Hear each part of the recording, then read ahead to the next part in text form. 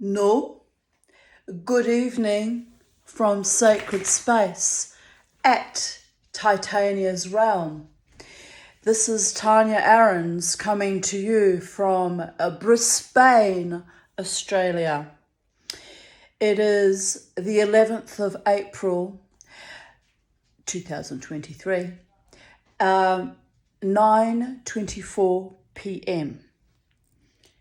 I decided to make this video because I've had an actually extraordinarily unusual but lucky and blessed and aligned, we're in alignment with all our manifestations.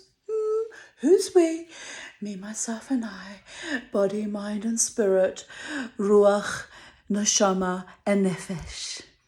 Don't you love when that happens? It also happens to be the eve of my birthday.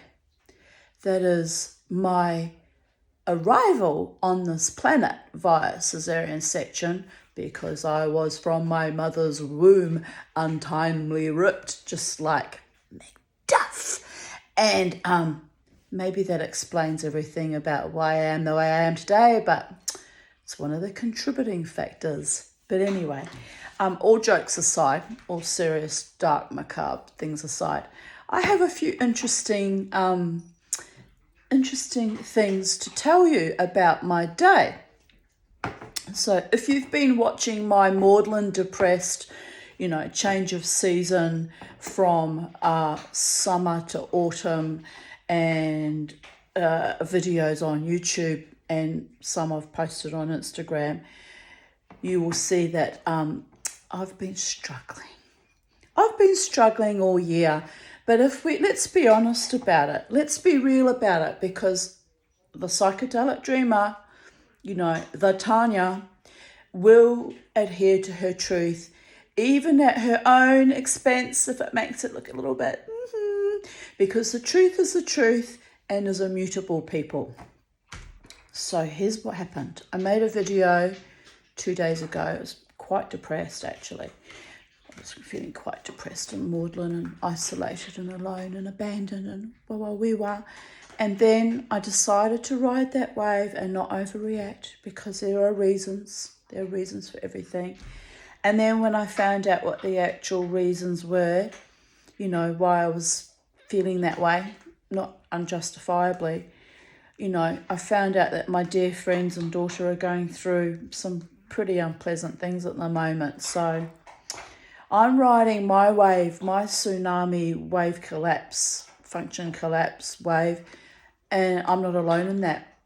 It's one thing right now, with the way the world's going, I should never feel alone again, because someone out there is going through the same, if not worse. So we shall count our blessings, as I do every day of my life.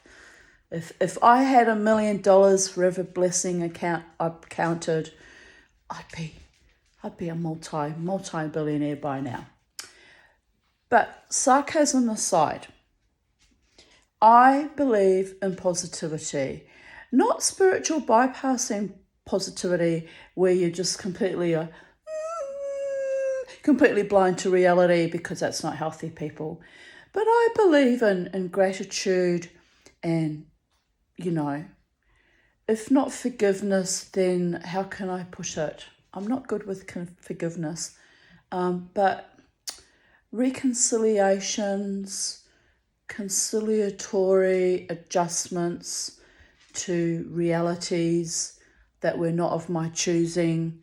So it's been an interesting day. So I'll explain to you why. So last night, banging my showmanic drum. Hello, is there anyone there? Oh yes, all the spirits are here. I'm getting a hot flush. But anyway, aside from that, jokes aside, banging my drum, as I do every day. Bang, bang, bang, bang.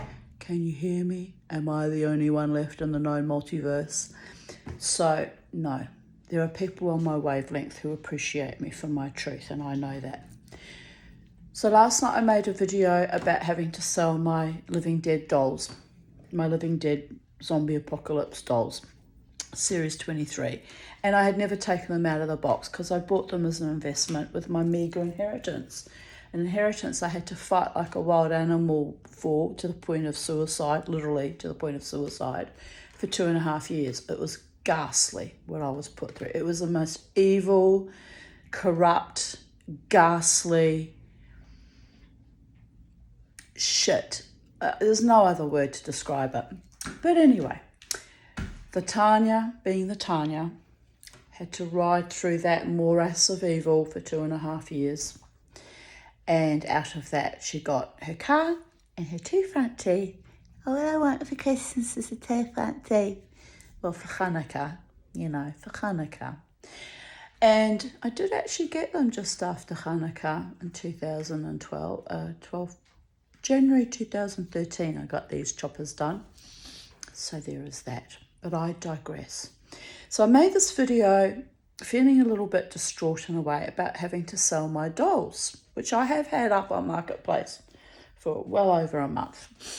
And so finally, and it was miraculous, people. It was truly miraculous. So I'd been to my mechanic in January and told him, he serviced my car, and he told me that my front brakes need doing and that they would need doing by March. And I said to him, but mate, I hardly drive anywhere. I'm like a little old lady. I go nowhere. I go to the supermarket and back. I go to the Treasury Casino where I do my dancing and back on a Friday or a Saturday night because, I'm a secular heathen Viking, witch, Jew now. Like, I don't really observe the Jewish thing terribly very much. But I am a Jew in my heart and soul. You can't take God out of this woman. I have seen what God is capable of doing to and for me in my life. Sometimes it wasn't particularly nice, actually. He kept sending me murderous Jewish Israeli lovers. And then after he kept sending me those that kept trying to kill me, he kept sending me Norse lovers. And then after he'd finished with those malfeasances and horrors, he sent me a trail of quite a few unpleasant people in the last, we're talking 8 years ago. And so I basically had enough. I'm like, that's it. I'm done. I'm done with men, and take the man out of humanity and just bring me back into equilibrium and balance with the gods and the Shekhinah and the goddess. So some of my jewelry I've made in the last 3 years, a little bit prescient, a little bit attuned to the multiverse.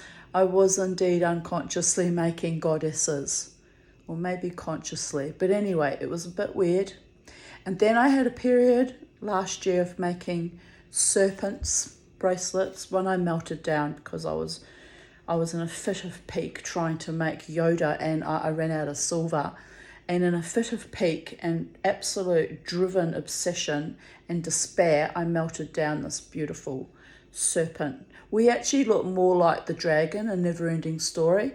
He was lovely. Anyway, I melted him down to make a Yoda, which I'm wearing. Hello, little piece of the Force that is always with us. The Force is just like Star Wars speak for the Holy One, blessed be his name in all manifestations, right? It's the same deal, just different terminology. So, yes, although I say I'm a heathen and a witch, you can't take God out of the goddess. Like, we're like this. We're simpatico.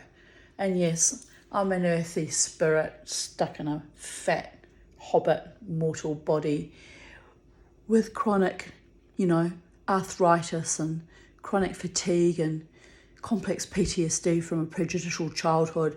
And let's not forget complex PTSD from all the murderous assholes that I allowed into my inner sanctum sanctorum when I was still naive and sweet and believed in the goodness of potential goodness of men, of which I saw very little, right? So as a consequence, I'm all alone again at Pesach. and at Easter time and my birthday. And that's not such a bad thing. It's better to be alone than with monsters who don't have your back and are actually annihilating you to your face, behind your back, and also betraying you with all your best friends that you thought were friends. Been there, done that. Have I got the t-shirt on that one? So anyway, so last night I made this video about selling off my living dead dolls. And as I digress to tell you the story, they actually technically sold last Thursday.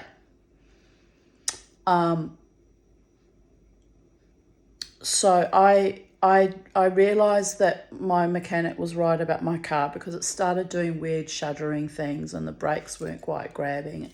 I got quite scared to drive it. This was not the Sunday, but the Sunday before. So we're talking 9 days ago, right?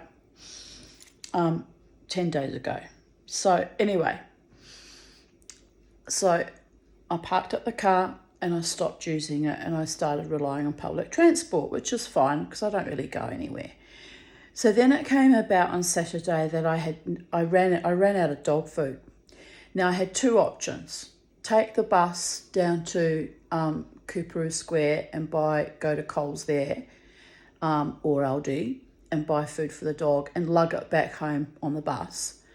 Or it was such a lovely day, I thought, well, I'll walk to Whites Hill behind me. It's about a half-hour walk there, half-hour walk back. Well, it took me an hour and a half, including my quick running around Woolworths to gather up the few meagre things I needed, right?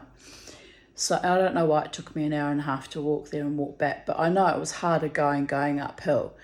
And I don't remember it taking that long to walk. It used to take me half an hour.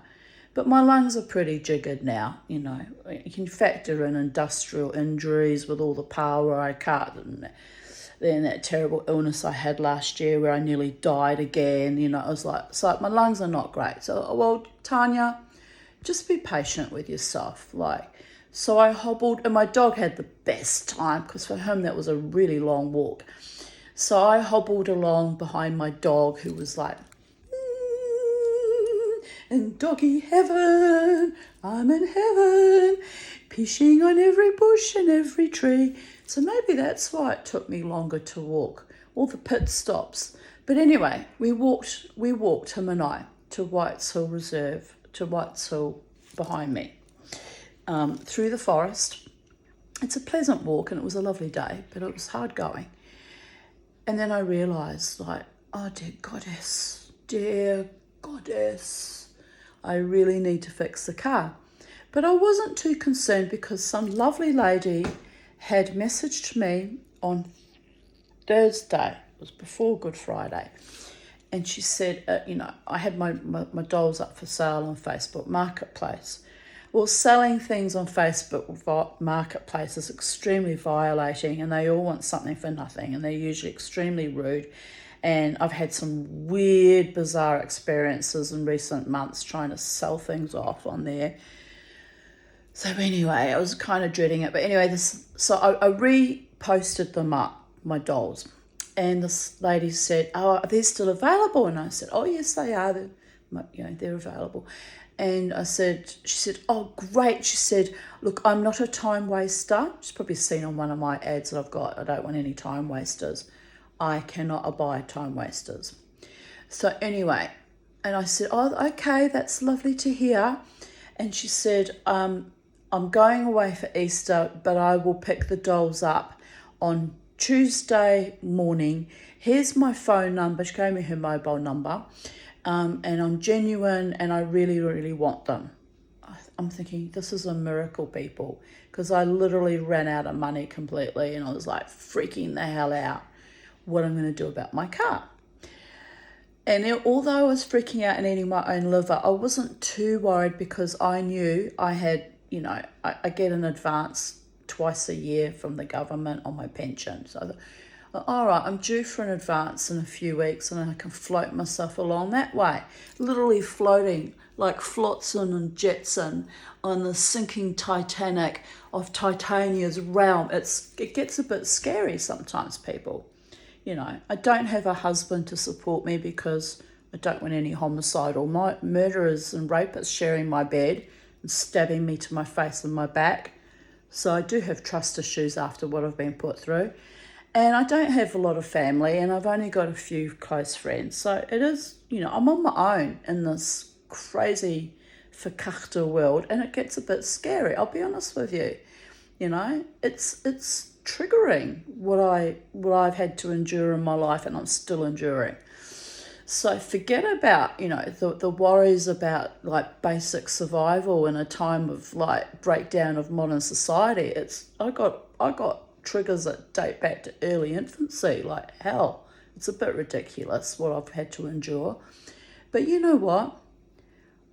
I had the most beautiful experience because so this lady on Thursday says, I'm definitely coming on Tuesday. And I decided it's almost been like the exodus, the spiritual exodus, symbolic exodus of the children of Israel leaving Egypt, right? The spiritual, it actually was like every day I'm eating my own liver going, how am I going to get through the next week? How am I going to get through to mid-May when I'm, you know, entitled to an advance? And when I get my advance, how am I going to get through that? And it's never quite enough, but I just get through. And I've been living like this for 28 years, right?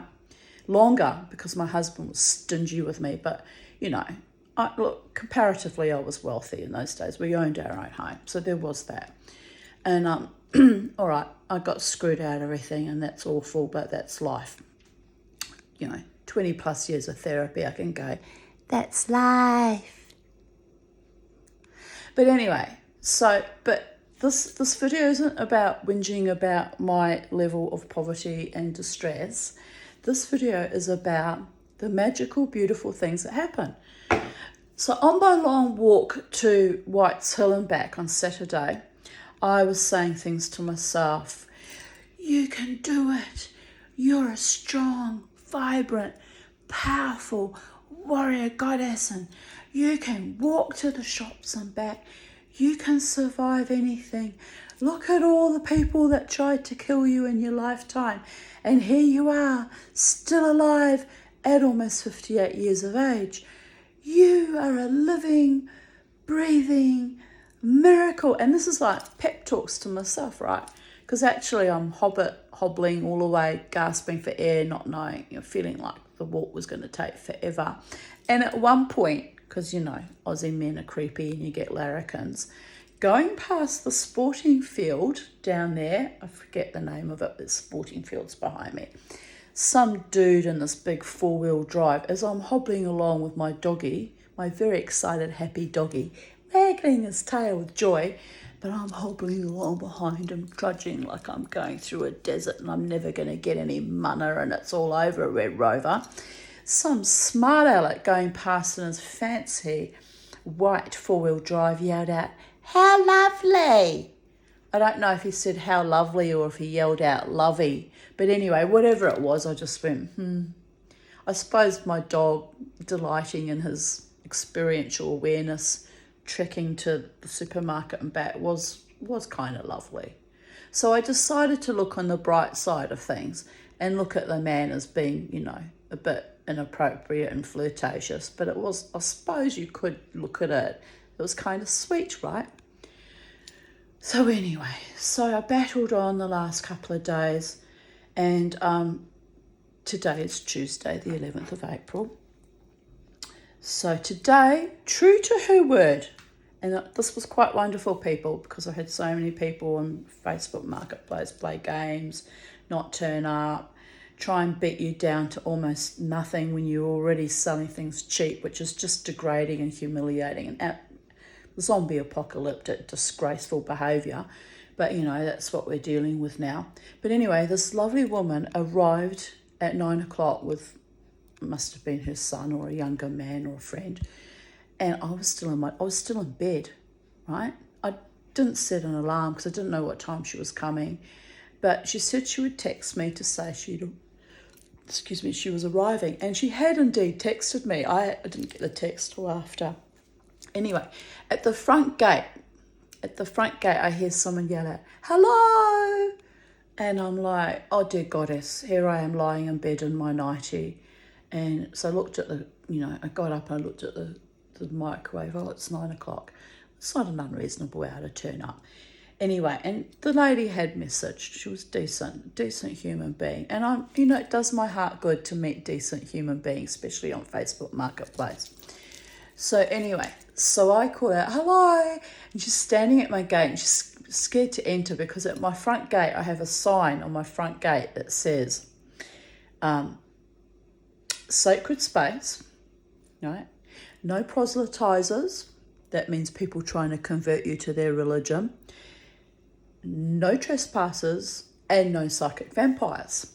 So she probably saw that and thought, oh, I don't dare walk into this unfriendly woman's gate. But we had an arrangement, right? We had an arrangement. She was coming to buy the dolls. So I called out to her and I said, oh, come in. She's, oh, you're not going to bring them down to me. And I said, no, I want you to come in because I want you to make sure that you're happy with your purchase, because it was a lot of money, okay? It was a lot of money. And to my worldview, it was a lot of money. So so she and the young man come up, and I'm a bit awkward because I didn't have my dressing gown because I actually washed it last night. It was on the line. And so I'm standing in my nightie, but, it's a frumpy old lady nightie, so it wasn't scandalous. And so she comes in and I said, these are the dolls, and I pointed to them all. And she says, oh, I'm really happy. Oh, they're mint condition. Oh, you haven't taken them out of the boxes. And I said, no. If you don't take them out of the boxes, they will hold their value, I said to her. I said, however, I was sorely tempted because if you take them out of the boxes, they all form, each one holds a leg of a table and they all form a little table and they sit around and it's like a tea party. She said, oh, how gorgeous. I said, yes. I said, but the minute you take them out of the boxes, they're not worth, they're worth a fraction of their value mint. So I said, I've held on to these dollies since 2012, which was my small inheritance. She was like, oh, that's lovely. And I said, I'm only selling them because I need to repair my car. And she was like, oh, and I went, but that's okay. I said, I'm happy they're going to a lovely home, someone who will cherish and adore them and keep them pristine because then they're worth more money down the track. And she said, oh, yes, I already collect some of these dolls. And I said, oh, cool. Anyway, she said to me, I also paint up. I buy porcelain dolls. They're just cheap porcelain dollies. And I paint them up and make them like horror dolls. I said, oh, that's artistic. That's art. That's beautiful. I said, I do have some reproduction antique porcelain dolls, but I'm not ready to sell them yet. She said, oh, well, if you ever decide, let me know. But I don't really want to sell those. I've got to have something left after years of travail and struggle. And, well, travail means struggle, doesn't it? I just can't, anyway, I'm waffling. So here's the amazing, cute thing. So she hands me $450, like that, like nothing, straight on my hand. Wonderful woman, wonderful. Why can't everyone be like that? Because I'm like that. When I want to buy something and I have the money and I can afford it, here's the money. No haggling, no quibbling, no debasing, no humiliating, no making people grovel and jump through hoops. That's the price. Show me the money. So I thought, I love this woman. Anyway, she was a lovely lady and she had really bright hair, bright coloured, bright red, dyed dreadlocks all down her back, really long, fabulous. She was actually quite fabulous. But it's inappropriate to try and befriend your customers, like it's a bit weird. But I actually thought she was lovely. I really liked her. I thought she was lovely and respectful. And I said, thank you for your integrity, bringing me the cash and not quibbling on the price. And, I'm really impressed. And the son's trying not to laugh, But it's true. I've had some shitty experiences trying to sell things recently. So anyway, so here we go. So that was my bit of luck today, right? So they left with the dollies, absolutely thrilled with their purchase, which is wonderful. May they be blessed and may they enjoy the living dead dolls that are quite dark dolls, but they've been sent with joy and happiness, and may they be blessed with them and many years of happiness. And so got my 450 smackaroonies in my hand, and the brakes were quoted $450, right?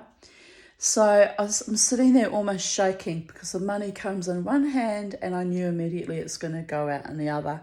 And that's how I live. It's like so close to the edge and the bone that as soon as I get, money of any kind, it goes out on a bill or it goes out on a car repair or it goes out. It's like I'm always just surfing the tsunami of like flotsam and jetsam, and and I'm not the only one, but it's getting worse now. It's getting worse. Food has increased, everything's increasing, and those of us who are on our own, trying to survive on our own, we're at the stage where we're starting to decompensate and freak the fuck out now, right? So the other day I was writing on Facebook, and I do these little channelings because I actually go into a kind of a delta state when I'm writing sometimes, and when that happens I do get little almost miniature channelings from spirit. And so midway through writing on my Facebook, they said, have faith, Tanya. I think that was on Sunday when I was writing. And I was like, I almost have to laugh at myself. And it's almost like I have this angel sitting on my shoulder going, have faith, come on, you can do this, you can do this. And I doubt it every time. I doubt it. I doubt myself. And you know what? I shouldn't doubt myself. My connection to the multiverse is pretty unique now, after so many near-death experiences. I can trust in the multiverse. It's human beings I have problems with. So anyway, so this little voice was saying, have faith, everything will be well. And I'm like, oh yeah, whatever, really, come on. But true to their word, my angels and all manifestations were true to their word. So here's what happened. So the minute those people left my yard and got in their car and packed their dollies away, I went straight back to bed and I rang my mechanic. And I said, Evan. He says, yes. I said, it's Tanya Aarons with the red Mazda 3. Oh, yes, because he only recognises people by their car. He's like really focused on cars, like most mechanics and engine reconditioners like my ex, got this photographic memory for cars, but they're not so good with people. But this guy, Evan, he's actually a real people person. He loves to chat, and he's friendly, and he's warm, and he's engaging, and he does a damn good job with the car, right? So no problems there. So I rang him and I go, Evan, I said, you said the brakes would be due in March, I said, and I've managed to get them to last till now. I said, but they're going to need repairing. And I said, I suppose you're booked up for the next 2 weeks. I said, but I've got some good news for you. He said, oh, what's that? I said, I just sold my lovely dollies for the exact price of what I need to pay for the brakes to be done. Oh, have you got cash? He says. And I said, have I got cash for you, darling? He says, well, listen. He said, you want to know a funny story? I said, what's that, Evan? He said, I've just been down to a client, a customer, who forgot to put their key in the car, and so I couldn't work on their car. So I've got a spare few hours. He said, can you bring the car today? This is the miracle, what I'm talking about. I was like, today? And he went, yeah, today. And I was like, oh, mate, I thought I'd have to wait a week or 2 or even 3 weeks. He goes, nope, today's the day. I'm free. I can do the car. You bring the money. I'll do the car. And I was like, oh, I said, look, I'm still half asleep. I'm not quite synapsing yet. I said, I'm not allowed to drive tired because of my sleep apnea. It's a problem. I'm actually not allowed to drive tired. So I said, just let me wake up a little bit, have a cup of tea, chill the hell out. I said, I'll be there. I said, what time suits you? He said, 11:30. So he's on the north side of Brisbane. So I said, okay. So I just faffed about the house a little bit for a couple of hours. And I got in the car. Actually left a bit earlier because it said on the GPS it'll take 38 minutes. It's normally about 30 minutes, so 38 minutes, let's not split hairs. So anyway, on goes the GPS. I drive to his workshop, and he was so lovely. I brought him some limes from my tree because last time he serviced my car, he had the most fabulous fig trees. He had about 30 or 40 fig trees. And I was like, oh my gosh, I love figs. How, this is just beautiful. I said, I nearly pinched a fig. He said, you take one of my figs without my permission, I'd be really angry with you. I was like, oh, but it's so tempting. It's a fig. And I actually had this moment. I thought, I feel like I'm in the Garden of Eden, cutting deals with Adam Kadmon, right? But anyway, it was cute. So anyway, so I said, I promise I won't steal your fig, but I really would like one. And anyway, after servicing my car last time, this was back in January, he gave me the most delicious fig. It was like nectar from the gods. It was just beautiful.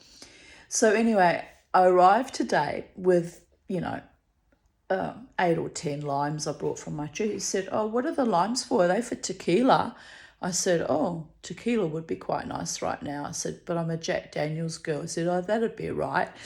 And he said, tequila would be nice right now. I said, well, you've got the limes, honey. And he said, why'd you bring me limes? I said, oh, because I said, it's a tip. And also I said, kind of hoping to get another one of your figs. And he's so cute. He goes, oh, the figs, well, they're all out of season and like they're not the best quality now. And like, no, I don't want you to have those figs. And I actually went to reach for them, but they had kind of white spot on them. I said, I don't want those figs either. They've got white spot. And he's like, no. He's just a lovely man. He really is quite earthy and lovely and real. And like me, but he's not available, of course, darling. So don't get the wrong idea. I wasn't like falling in love with him or anything. But nice, he's a genuinely nice person. So he says to me, don't worry, Tanya. He says, I've got the perfect fig for you. He said, but they're not such good quality. He said, I've eaten all the best quality ones. He said, but this one's not too bad. He said, I've become a connoisseur of figs. And I was like, mate, I'm not a connoisseur. I'm just grateful for any nice fruit. I said, but don't give me too many or it'll upset my stomach and I'll be sitting here feeling ill. And he's like looking at me like, ugh, So anyway, so he fixes my brakes and actually, didn't mind that I, encouraged me to sit around and wait for him at his workshop. Because last time he dropped me off to the shops. I said, don't drop me off to any shops because it's a temptation and I really am that close to the bone with my finances. I can't even afford a coffee. I said, I'll just sit here quietly and eat some figs. He's like, okay. So he worked on my car and I ate figs and Facebooked and I actually had a lovely time. He's a very nice man. So that's fine. So I leave his place, go to drive home. And then I kind of thought, well, man, I haven't got a lot of money left for food. I don't get paid till Tuesday. Car's paid, cashed up, no tick, done. Everyone's happy, but I'm still riding that razor blade of malfeasance called poverty that I've been riding for 28 fucking years. So anyway, but I thought, well, I do have to buy a little bit of food to get myself through for the next few days at least. Well, it's really a week, but I'll get through. I'll be fine. I will be fine. And so I'm driving the car and I'm like, so I kind of need a miracle. And then like round about the north side area, Newmarket, there was an Aldi and I thought, I should probably stop there at the Aldi and just get something for dinner tonight. And this is my thought process, right? And then I thought, you know what, to hell with it. I'll just keep driving and I'll go on the highway and I'll stop off at Stones Corner, which I did do.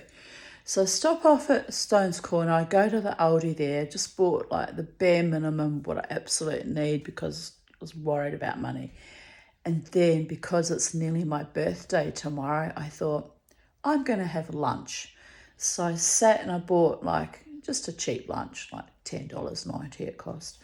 And I sat and I had lunch and I rang my friend Lynn. I went, Lynn, the Passover miracle, the birthday miracle at the 11th hour when I was most freaking out about my car has happened again. She said, how'd you do that? I went, I don't know. I said, but the Holy One, blessed be his name in all manifestations, had this lovely lady come and buy my dolls, and she easily afforded it, paid it straight away.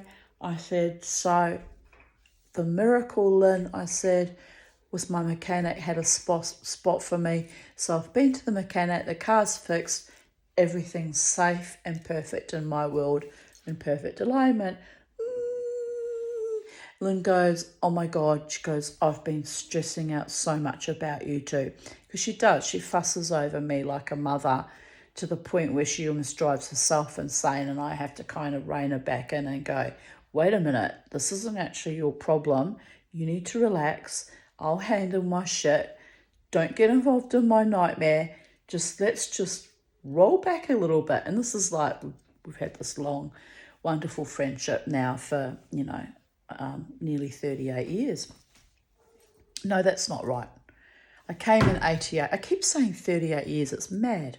I came in 1988, the 1st of August, and I met her sometime October, November. So it's 35 years.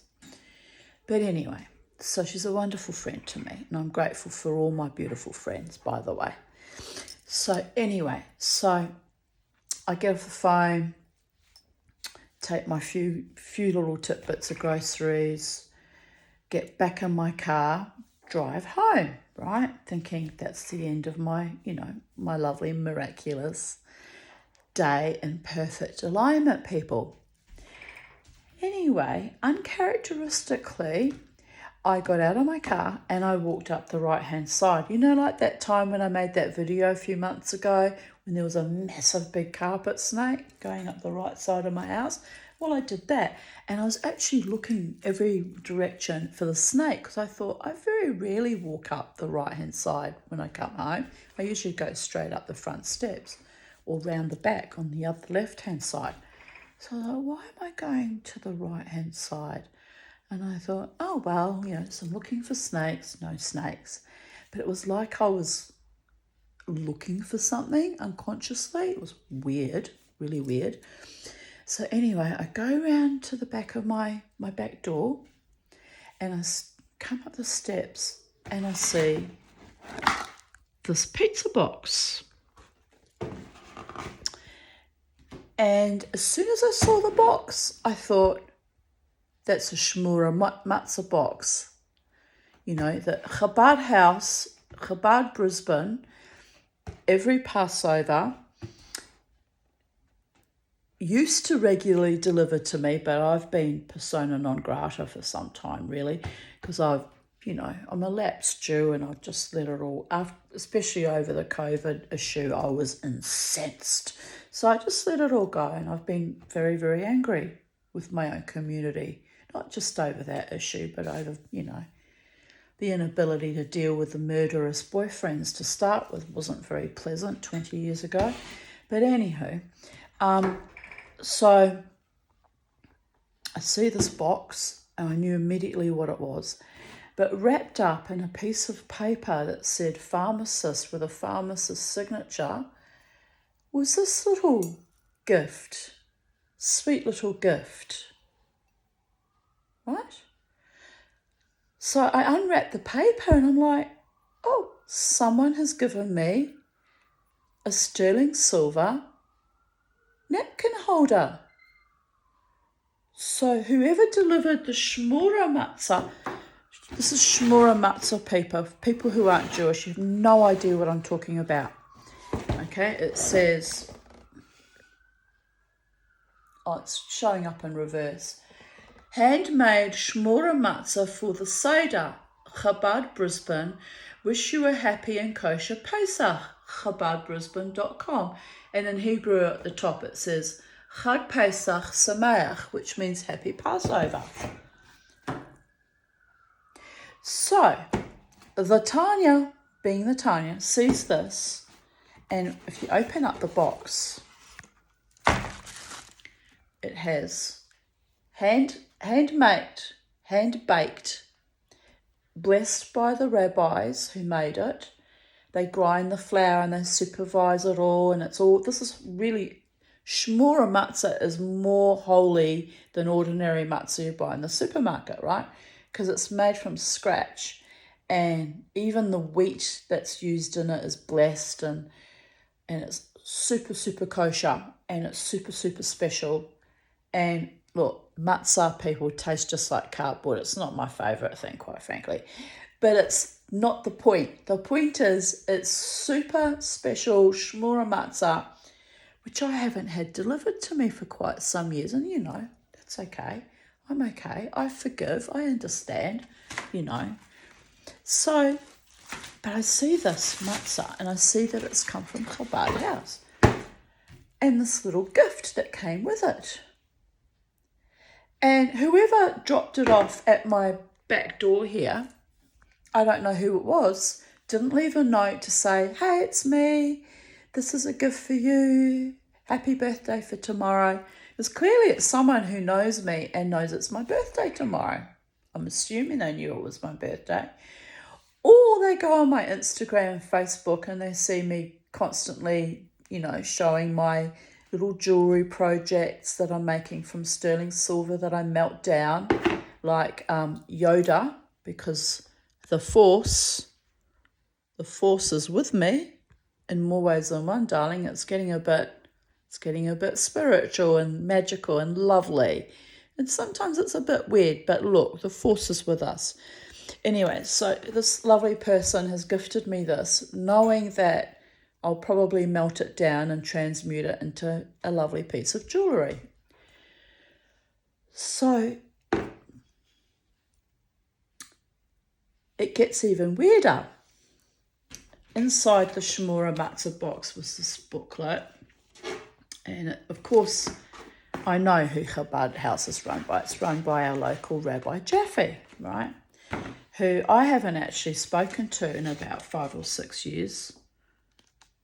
So, silly me made an assumption that Rabbi Jaffe had sent the Lubavitcher training rabbis around to my house with this gift of very, very holy matzah for Passover, and, the booklet inside.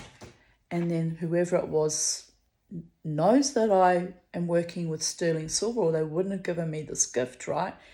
Anyway, it's a mystery from the mystery, because I don't know who this person is.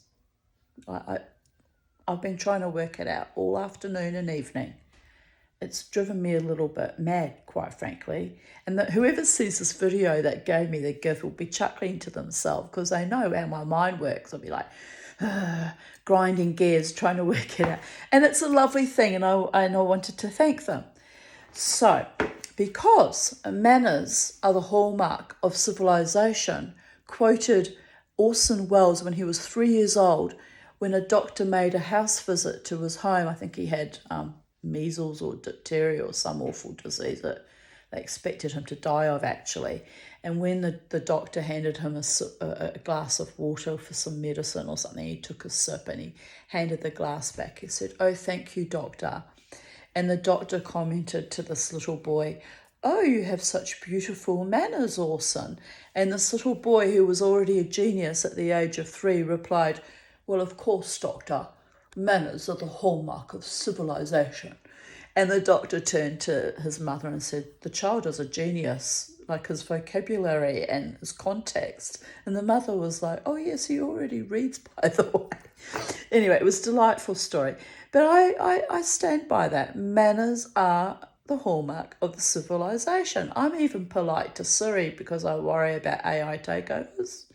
Well, now I've got more to worry about thanks to Lex Friedman and Eliezer Yudkowsky. Oh my goodness, don't get me started on that. I don't want to even think about that anymore. Too much negativity for one night. But anywho, here we go.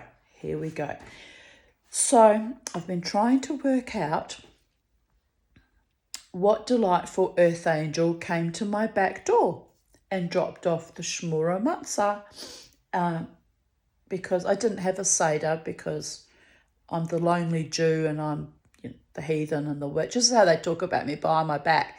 So I claim all those labels, people. I claim all those labels. They've said worse about me, much, much worse. And I don't freaking care. Say whatever you like. I don't care. I am what I am, man. So anyway. So what does Tanya do? Because she's a polite creature. I'm a well-bred creature. I'm damaged and I'm broken, a little bit squidgy at times. But when I'm not swearing like a sailor on shore leave when I'm not swearing like a sailor denied shore leave on acid, I'm a lady. So I thought, well, what a sweet little gift this is. So I rang to thank Rabbi Jaffe. I said, did you send me some shmura matzah and put in a lovely gift of a sterling silver napkin holder? And he said, no, it wasn't me. He was a bit surprised to hear from me, actually, to be honest. And I said, oh, well, Rabbi, I just wanted to thank your congregant that did this very sweet thing and left this gift for me at my door. I said, because it's the second miracle I've had today. He said, oh, the second miracle? I said, yes. The first one was my living dead doll sold and I was able to fix my car and actually was able to get it to the mechanic and have it fixed today. As soon as the money hit my hot little hand, I was able to, get a booking with a mechanic. So really that's two miracles, because you wouldn't expect that to happen. That was just perfect alignment. So he said, oh, that's lovely. And someone's done a very kind thing for you, Tanya. And that's very lovely. Anyway, so in the process of chatting, he asked me how my family is. And I told him and asked him how his family is. And he gave me lovely news that he's just become a grandfather for the first time. So that was lovely. I mean, I haven't spoken to this man in years, but, I bear him no ill will in spite of the viciousness that happened back in 2020. But he wasn't part of that. Well, to my knowledge, he wasn't part of that. But I bear him no ill will. I don't usually bear people ill will unless they've done me some dastardly horror, like the ghost that we won't mention anymore, because here I'm trying to work out. Now, this could have been bought in a second-hand shop, right? It might have no special meaning per se, right, to the person who gifted it to me. But here's where it gets weird, okay? Very weird. So it says, I don't know if you can pick it up on the camera. No, because it goes backwards. It says, the Sir Havid, and I think that was a typo. I think they mean David. But it says Havid, Havid, Harris Cup, 1931, Lewis guns. Lewis guns are a machine gun, right? So I rang my friend Jared. I said, this really unusual gift has been given to me. He said, it doesn't mean anything, Tanya. You're reading things into it. And I do. I read things into it. But it's just, it gets a bit weird. Okay, so here we go. So Sir Havid Harris, I Googled it, is a Sir David Harris Cup, which is a prize for cricket. But this clearly says on it at the bottom, Lewis guns. So it's given as a prize, this napkin holder, to someone that must have operated as a soldier on Lewis guns, I'm assuming, right?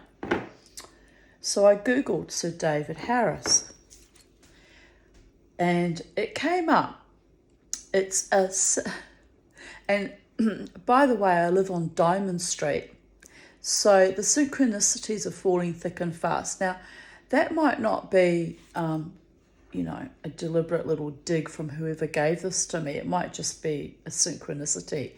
But it got a little bit weird because I live in Diamond Street.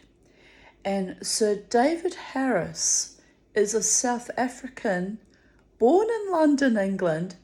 I think, what did they say, 1887, who moved to South Africa as a young man.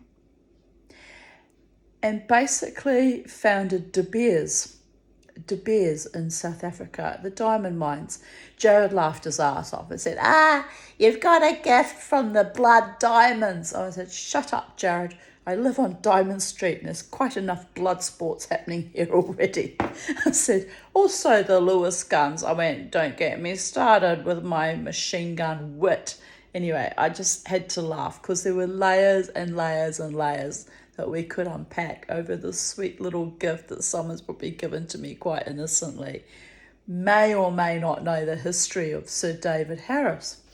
Anyway, so Google throws up 19 pages of genealogy all about Sir David Harris. And I studiously read through it thinking, well, maybe it's a clue to who gave this gift to me. Maybe it's a descendant of this person, right? So I couldn't recognize any of the names. I did have, and I do have, friends in New Zealand, or the parents have passed away now, Kit and Joe Harris. I don't think Kit and Joe Harris are related to Sir David Harris, the South African, well, British and South African diamond merchant, no. But there's also synchronicity there because I did have very dear friends called Harris. Catherine and Joe Harris, and their son in New Zealand in Wellington is called Philip, and he's still on my Facebook friends list, and we don't interact very often, but you know, I was very, very close friends to his parents when they were alive, and they were lovely people. So I'm thinking, here we have the David energy, which I usually reject because my father was called David and he was a bastard. And then I had this awful, torrid love affair with another bastard named David Davidson who tried to kill me and then haunted me in 2016. So that was weird. And here at my back door is this Shmura Matza and this lovely sterling silver gift. Well, I don't know who brought it to me. I really don't. It's clearly someone who knows me well or has been looking at my Instagram and Facebook, so they know that I'm making jewelry and that I'm wanting to get silver to transmute into pendants and, you know, whatever, earrings, whatever I can make with my limited newfound silversmithing skills. So it was very sweet of them to think about me. But then when I read the history of this, it was even more astounding because diamonds and diamond merchants, and if I get good at making things, I too will be wanting to buy the occasional diamond to put into my rings. And I mean really good because I'd need to master stone setting.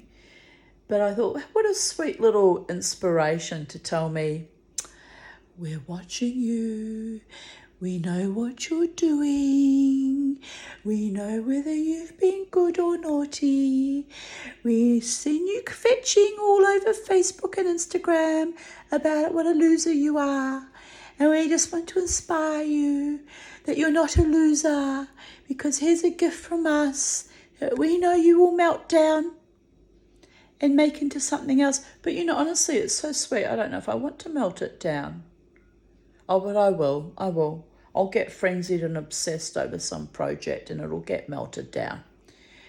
But anyway, whoever gave it to me, you know, put a lot of thought into that little gift. So I did ask the rabbi, I said, was it my former friend, it's semantics really. I said, was it Heather? And he said, no, she's not in town. So I'm trying to guess like a 5-year-old who gave me this gift. And, you know, anyway, I may never know. So then my neighbour from down the road, Peter, comes past. And I said, Peter. He said, what? I said, I got this lovely unexpected gift from someone from the Jewish community who gave me this lovely silver napkin. And he said, what's Shmura Matzah? I said, well, Peter, you've got Jewish ancestry.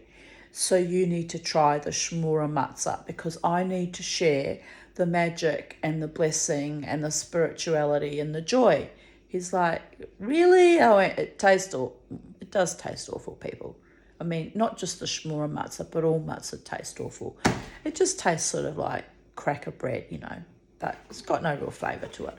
But this is the most holy matzah you can get, right?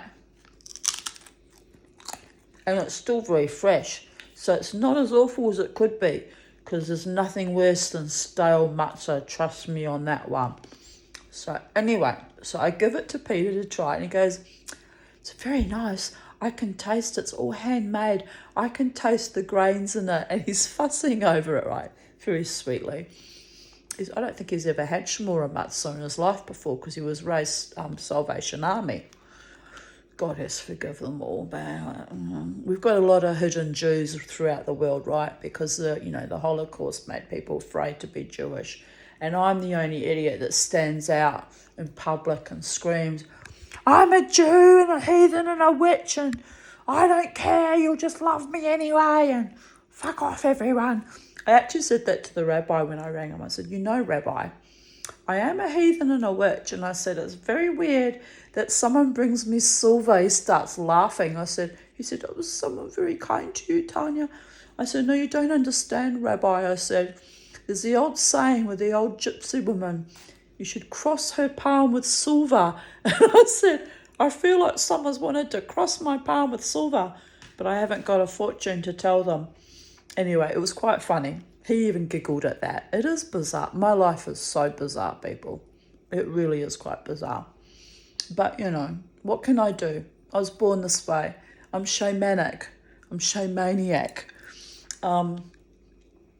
So, my dear friend Peter from neighbour and friend Peter from down the road, whose family used to be Jewish back in England back in the day, I got to taste real shmura matzah because of my gift from some random person in the community. I don't know who it was. Still don't know who it was. So I rang Jared this evening because I got paranoid, because I had an epiphany. I thought, who used to like to come to my back door to surprise me and would sneak around the back door? Was a former friend of mine. And who used to like to buy me little trinkets and little gifts, kind of in a way to manipulate me with little sweet little things, and then behind my back would be like,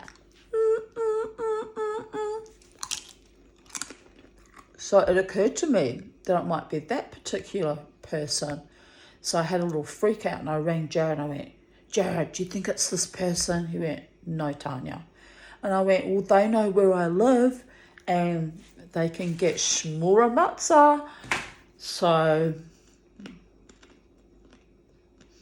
and they know it's my birthday tomorrow, and they might have got this, in a second-hand shop or something and wanted to gift me, or it might actually be an heirloom handed down in their family, so they might actually be related to the Sir David Harris cup. Look, it's even got you can't quite see. But I should have known it was South African before I hit Google, because it's got a little tiny gazelle. And a gazelle is symbolic of my mother, by the way, because her name in German is Gisela, which means gazelle. So you can understand why all these little spiritual threads starting to pull together weirded me out a little bit with the gazelle and David. I wasn't weirded out by the Harris name, because the Harrises were very kind to me and lovely people, but the gazelle and the David name and not knowing who this gift is from started to weird me out a little bit. But anywho, here we are, eating shmura matzah,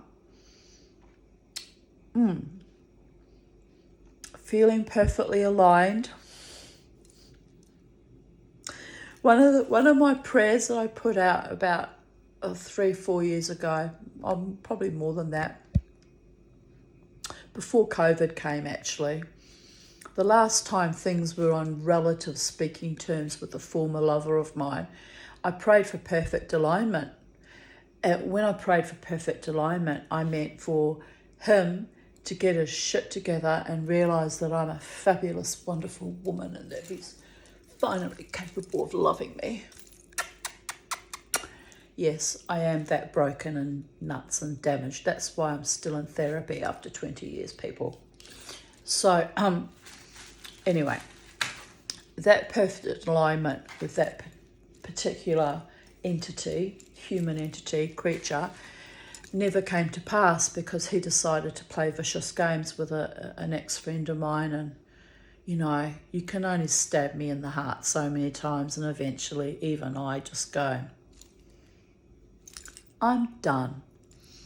But anyway, his name is Dave, and this gift did not come from him, and nor did the matzah, because he's not Jewish and he wouldn't have any Jewish connection, didn't even know how to get shmura matzah. Even I don't know how to get shmura matzah, because when I rang my rabbi, he's not my rabbi, but when I rang my acquaintance, Rabbi Jaffe, and asked him if he was responsible for sending the matzah with the gift, he said, no, you're not actually on our distribution list anymore, Tanya. Which, you know, I wasn't upset about, because it is what it is, you know. But I thought, that's weird.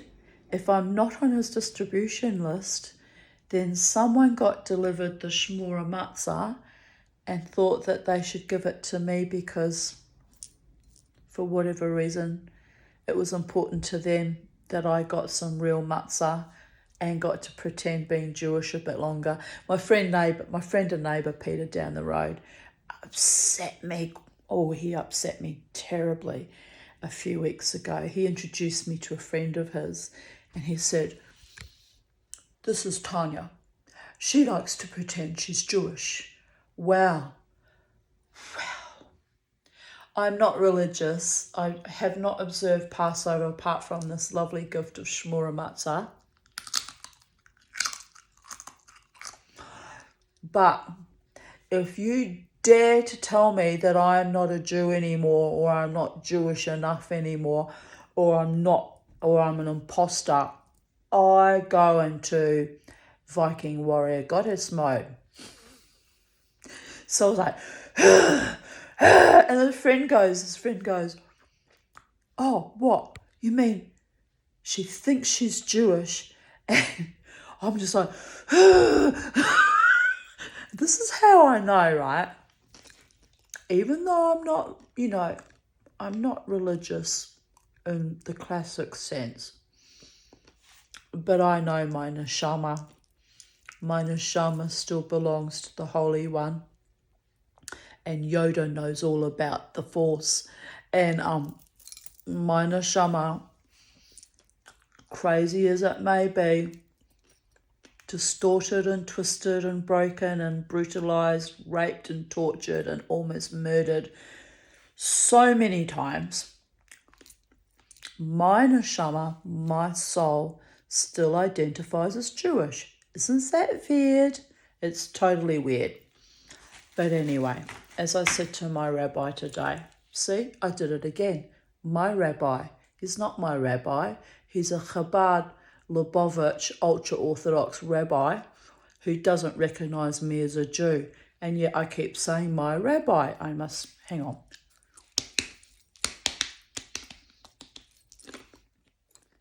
He did offer to complete my conversion once, many, many years ago, when some horrific malfeasance happened in our Brisbane community, and I was once again undermined as a Jew by fellow Jews in my community, which, by the way, was evil, and I'm not over that yet.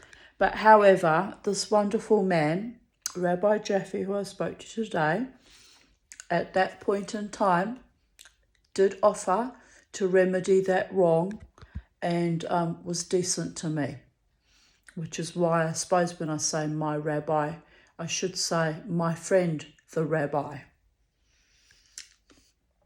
Because even though I've been a bit unhappy about things in the last, 20 or so years, not unfounded, I recognise when there was good things done on my behalf, to be protective and to be kind and human as well. So swings and roundabouts, swings and roundabouts, swings and roundabouts. So on that note, Chag Sameach, people. I think it says here Passover finishes on the 13th. So probably my birthday tomorrow is probably the last night of Passover. 7th day of Passover, yes. So, so perfect timing, perfect alignment.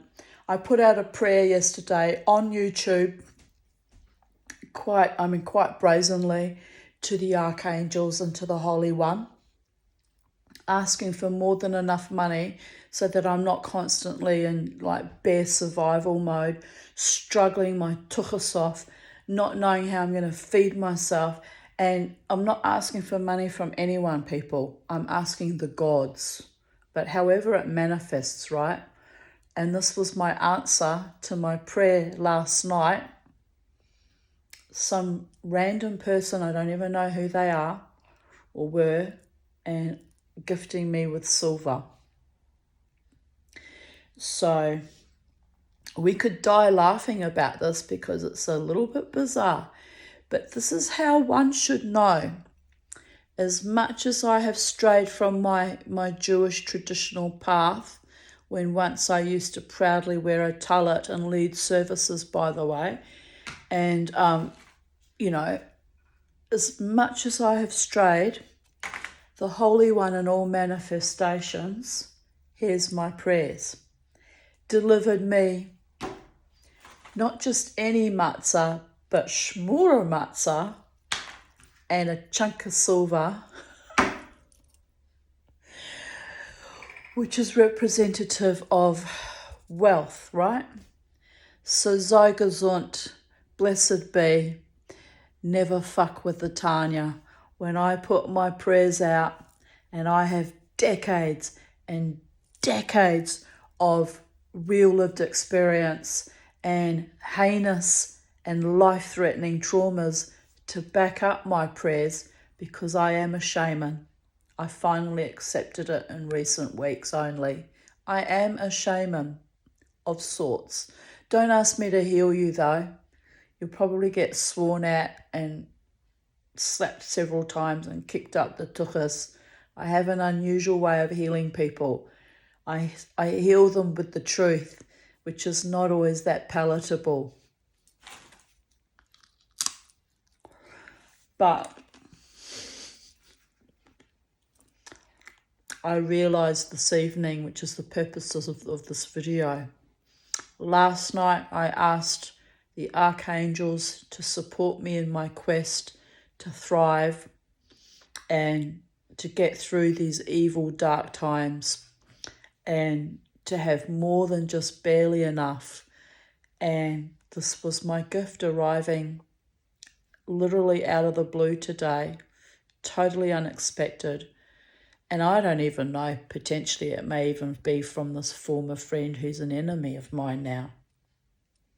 That would be weird, in which case I would have to reluctantly return the gift because integrity is everything. But you're not getting my shmura matzah. I walked through the valley of the shadow of death too many times. I have wandered in the wilderness of spirit in Brisbane, Australia for 35 years. It's almost 40 years, people, wandering, going nowhere in this little Brisbane suburbia.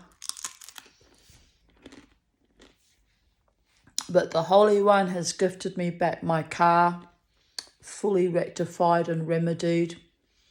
And Be'ezrat Hashem, if the Holy One wants me to continue with my jewellery journey, the Holy One will provide me the resources I require. And of that I have seen lots of evidence in the last 3 years, that even though I struggle financially, it's sometimes like blessings just rain down upon me with just enough to get me to buy the next expensive piece of equipment, the next tool, the next resources to make things with. It has been truly a magical, blessed journey in the last 3 years.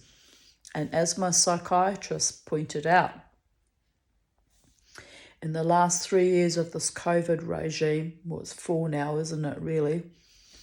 When the whole world went mad and bent over and kissed their tuchuses goodbye and wailed and bet their breasts that we're all going to die, the psychedelic dreamer, that is me, the Tanya, the shamaness, got busy making jewelry and gave myself something to look forward to and aspire to, and dreamed the dream that I would one day be a success, and perhaps in making jewelry or with my writing, or some aspect of life I haven't factored in the equation yet. And I just sailed through it like Odysseus strapped to the mast, blindfolded with his ears blocked so he couldn't be lured by the sirens to his death.